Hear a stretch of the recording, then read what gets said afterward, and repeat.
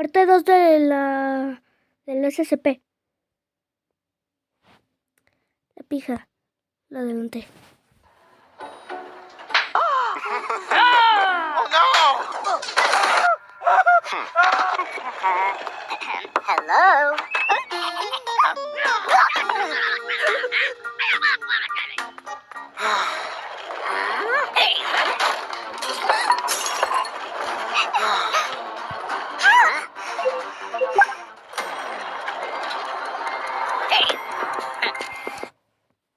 ¿Cómo te atreves?, gritó el doctor preparándose para enfrentar al humanas. Lo que sea que estaba gritando no era un simple hombre. Más gritos respondieron y estos eran muy humanos.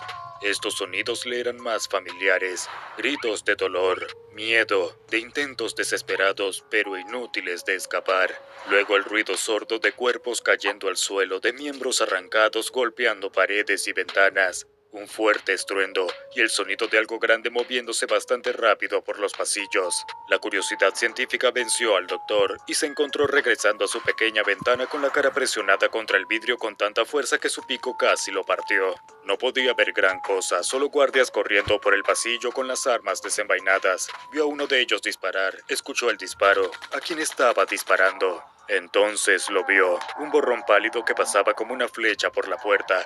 Fuera lo que fuera, ni siquiera se inmutó cuando la bala rebotó en su piel. Un brazo largo y delgado se estrelló contra la puerta, derribando al doctor contra su mesa de trabajo. Se estabilizó y volvió a ponerse de pie, observando el daño hecho a la puerta. Estaba arrugada sobre sí misma, casi arrancada de las bisagras, y lo que fuera que se había hundido en ella ya no estaba. Por los sonidos del caos en la distancia había desaparecido por la esquina, con los guardias siguiéndolo. Inspeccionó las ruinas de la puerta de su celda de contención. Ahora era inútil, colgando suelta y abierta. Bueno, eso era una invitación que no estaba dispuesto a rechazar. Agarró su bolsa de confianza, arrojó su bisturí adentro y se puso en marcha para ver qué era todo el alboroto. Fue bastante fácil seguir el rastro de sangre, de un rojo puro y vivo contra el suelo de baldosas blancas, y el sonido de disparos, los gritos humanos y ese gemido fuerte, largo y doloroso que había oído antes. Caminó a un ritmo pausado, tomándose su tiempo, hasta que el sonido se detuvo de repente. Dobló la esquina y encontró una montaña de cuerpos, guardias y científicos golpeados y ensangrentados, casi irreconocibles. Estaba tranquilo aquí excepto por un sonido, el sonido del llanto. Allí en el rincón, acurrucado de cara a la pared, había una figura pálida y delgada con los hombros agitados por la fuerza de los sollozos. Esta pobre alma estaba claramente en gran angustia. Era un espectáculo peculiar, sin pelo y blanco, con los brazos distendidos envueltos alrededor de sí mismo mientras lloraba. «Perdóneme», el doctor llamó a la lamentable criatura. «¿Estás bien? ¿Necesitas ayuda?»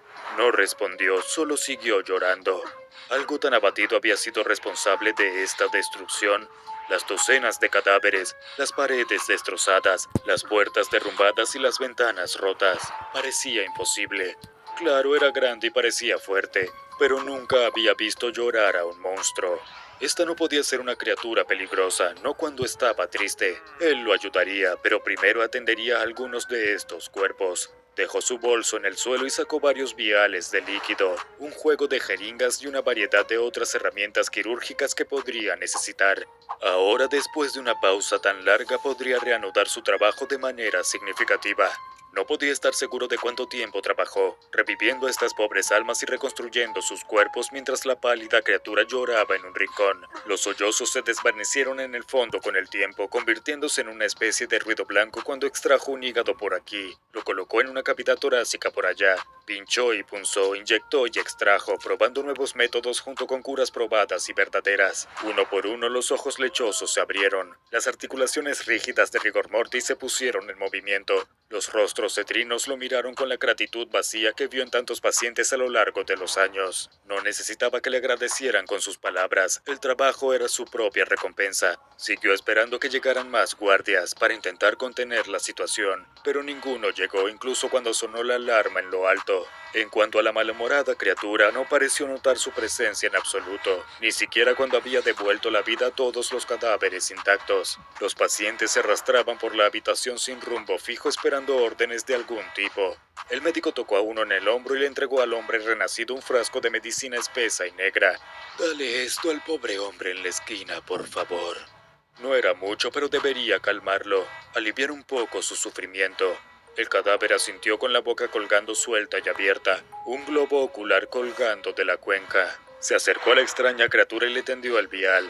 Se dio la vuelta, levantó la cabeza y mientras miraba fijamente a los ojos del paciente curado, algo cambió en su rostro. Su boca se abrió de par en par, imposible.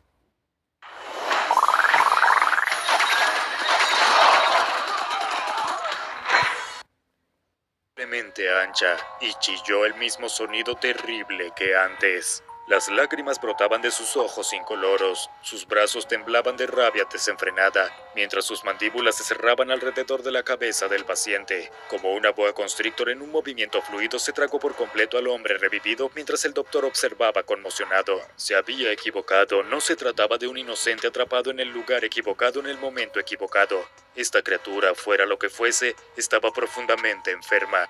Nunca había visto un caso tan avanzado y agresivo de pestilencia. Había escuchado rumores, por supuesto, pero nunca lo había encontrado de primera mano. Como médico había jurado no hacer daño, pero en una situación drástica se deben tomar medidas drásticas. Era bien sabido tanto por él mismo como por los médicos de esta fundación que podía hacer que todas y cada una de las funciones biológicas de un organismo cesaran con un solo toque. Y así se acercó a la criatura con el brazo extendido dispuesto a administrar ese toque necesario para proteger al resto de sus pacientes. A medida que se acercaba, la criatura se volvió hacia él con los ojos muy abiertos y en blanco. Un interminable torrente de lágrimas brotaba de ellos derramándose por el suelo.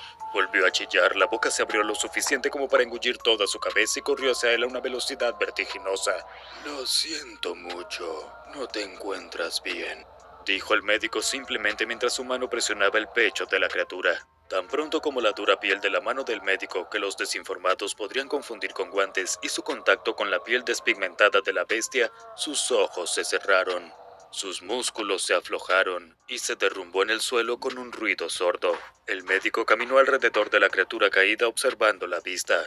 Entonces algo extraño llamó su atención. El pecho de la criatura aún subía y bajaba. ¿Era su imaginación? Comprobó su pulso, y aunque era lento y débil, estaba muy presente. La criatura aún estaba viva. Simplemente había quedado inconsciente por su toque en lugar de estar completamente muerta.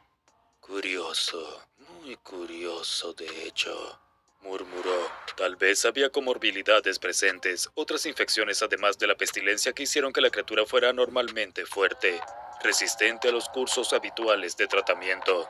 ¿Qué causaría estas habilidades, esta intensa agresión? Parecía ser provocado cada vez que alguien miraba la cara de la entidad. Ojalá hubiera estudiado más psicología, la ciencia de la mente y su funcionamiento interno. Como no tenía experiencia con la terapia ni estaba seguro de que esta criatura pudiera comunicarse usando el lenguaje, solo había una forma de averiguar más sobre cómo funcionaba el cerebro de esta criatura. Tendría que desarmarlo y verlo por sí mismo. Fue un trabajo lento llevar a la enorme criatura de vuelta a la celda de contención del médico. Requirió la ayuda de sus pacientes curados, quienes lo agarraron por sus enormes extremidades y arrastraron el cuerpo inerte por los pasillos. Una vez de vuelta en un ambiente familiar con su mesa de trabajo lista y esperando, el médico instruyó a sus asistentes para que colocaran al nuevo paciente sobre la mesa. Era un poco pequeña, incapaz de acomodar las extremidades distendidas de la criatura, pero si intentaba usar un laboratorio oficial de la fundación, corría el riesgo de ser descubierto y posterior interrupción. Así que tendría que ser suficiente. Primero instaló un soporte intravenoso lleno de un líquido verde intenso. Fue fácil encontrar una vena. La piel de la criatura era casi translúcida. Ahora que podía estar seguro de que la criatura no se despertaría durante la cirugía, podía hacer la primera incisión. «Bisturí». Extendió una mano y uno de los pacientes serviciales colocó en ella su bisturí quirúrgico favorito. «Gracias». Deslizó el bisturí a lo largo de la línea del cabello de la criatura, o donde estaría la línea del cabello si no fuera completamente calva. Una vez que se quitó el cuero cabelludo, lo dejó a un lado para más tarde, cuando pudiera, volver a colocarlo. «Cierra para huesos, por favor». Volvió a extender la mano y nuevamente su asistente le dio la herramienta adecuada. Esto, sin embargo, fue cuando las cosas se pusieron extrañas. El médico siempre había sido hábil para cortar. Una vez incluso había recibido la tutela del gran Robert Liston, pero no importaba cuánto intentara cerrar, nunca dejó un rasguño en el esqueleto de la criatura. Naturalmente, esto era algo frustrante. Quería estudiar el tejido cerebral de la criatura para tener una idea de lo que estaba pasando allí arriba neurológicamente. Y no podría hacer eso si fuera imposible cortar el casquete craneal de la criatura. Dejó inservibles dos de sus sierras favoritas mientras lo intentaba. Afortunadamente todavía había una solución para acceder a la materia gris de la bestia. Un pequeño truco que había aprendido mientras estudiaba las prácticas funerarias de los antiguos egipcios.